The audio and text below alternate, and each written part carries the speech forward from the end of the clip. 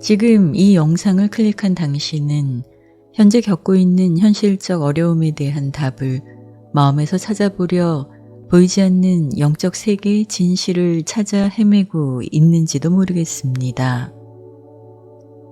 인간은 삶이 자신의 뜻대로 되지 않는다는 것을 깨닫고 자신의 한계를 느끼면서 종교를 찾거나 보이지 않는 영적 세계에 관심을 갖게 됩니다. 이런 현상은 인간이 육체가 아닌 영혼의 존재임을 의미하기도 합니다. 이렇게 자신이 겪고 있는 문제를 해결하려고 내면의 탐구를 시작하게 되는 사람은 이런저런 책을 읽다가 결국 마음 공부나 수행 단체를 통해 스승을 찾게 됩니다. 그리고 자신의 질문에 대해 명쾌한 답을 제시하는 스승을 만나거나 특정 세션을 통해 자신의 문제가 해결되면 그 순간 한 깨달음을 얻은 듯한 느낌이 듭니다. 그때부터 스승의 가르침은 그에게 절대 불변의 진리가 되고 자신은 그 진리를 깨달은 높은 영적 수준에 오른 듯한 착각이 듭니다. 이제 그의 영적 에고는 풍선처럼 부풀어 올라 자만심에 빠지기 시작합니다.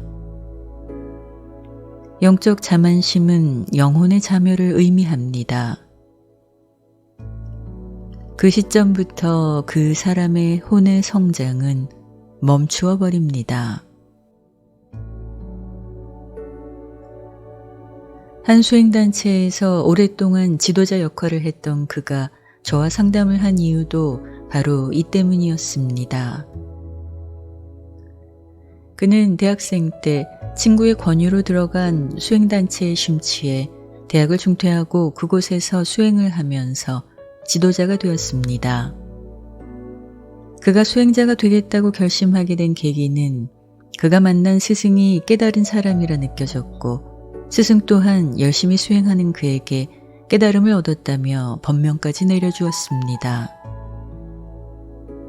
스승에게 인정받고 지도자의 위치까지 오른 그는 자신은 영적으로 높은 의식 상태이며 영적 완성을 이루었다 여기고 있었습니다.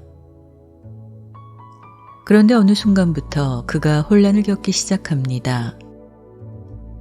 영적 완성을 이뤄준다는 명목으로 그곳에서는 회원들에게 1,000만 원이 넘는 비싼 수련비를 받았고 스승은 그 돈을 개인 재산 축적에 이용하는 등 스승 또한 물질적 욕망은 일반 사람과 다르지 않았고 수행단체 내에서 행해지는 비리는 여느 사회조직과 별반 다르지 않다는 것을 알게 됩니다.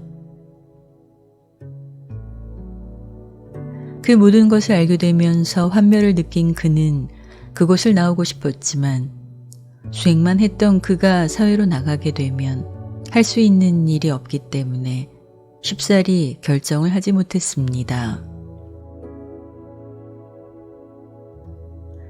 그는 갑자기 자신의 삶이 송두리째 부정당하는 듯한 느낌과 함께 자신의 선택이 잘못된 것이었다는 자괴감으로 잠을 이룰 수가 없다고 합니다.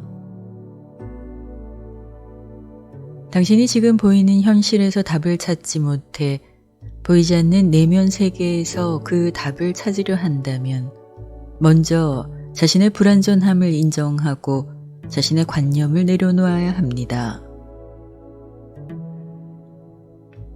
지구에 살고 있는 인간 대부분은 물질계에서 혼의 진화를 시작한 어린이집에 다니며 배움을 시작한 아이와 같습니다. 따라서 대부분의 인간은 자신이 경험하고 있는 현실의 관념 안에 갇혀 있기 때문에 보이지 않는 세계 또한 지극히 관념적으로 보고 판단할 수밖에 없습니다. 그 상태에서 벗어나 자신의 한계를 극복하기 위해서는 지금의 스승과 그가 말한 진리 혹은 당신의 변화를 도운 그 무엇이 지금은 최고라 느껴지더라도 그 자리에 계속 머물러 있어서는 안 됩니다. 당신이 붙잡고 있는 것은 당신 혼의 성장 과정 중에 필요해 잠시 머물고 있는 곳이며 당신이 배우고 성장하겠다는 의지를 낸다면 우주는 당신을 위해 다음 배움을 준비하고 기다리고 있습니다. 그렇게 신의 인도와 우주의 원리를 따른다면 당신은 경험적 지혜를 통해 진짜와 가짜를 구별할 수 있는 영적 통찰력을 얻게 됩니다. 영적 성장은 인간의 지적, 도덕적, 인격의 밑바탕이 있어야 가능합니다. 영적으로 성숙하고 의식이 높은 스승 또한 현실에서 도덕적이고 윤리적인 사람입니다. 겸손을 미덕으로 삼고 자신의 능력을 함부로 드러내려 하지 않습니다. 영적 의식이 높은 사람은 올바름을 추구하면서 신의 뜻을 찾고 신의 뜻인 진리에 헌신하는 사람입니다. 신의 뜻은 현실의 삶과 동떨어져 있지 않습니다. 현실의 삶에서 신의 뜻을 찾게 되면 내면의 신성은 그가 올바른 삶을 살도록 인도하고 사랑하고 봉사하는 마음을 가진 사람으로 변화시킵니다. 그런 사람에게 마음의 평화와 현실의 행복은 신이 주시는 축복이 됩니다.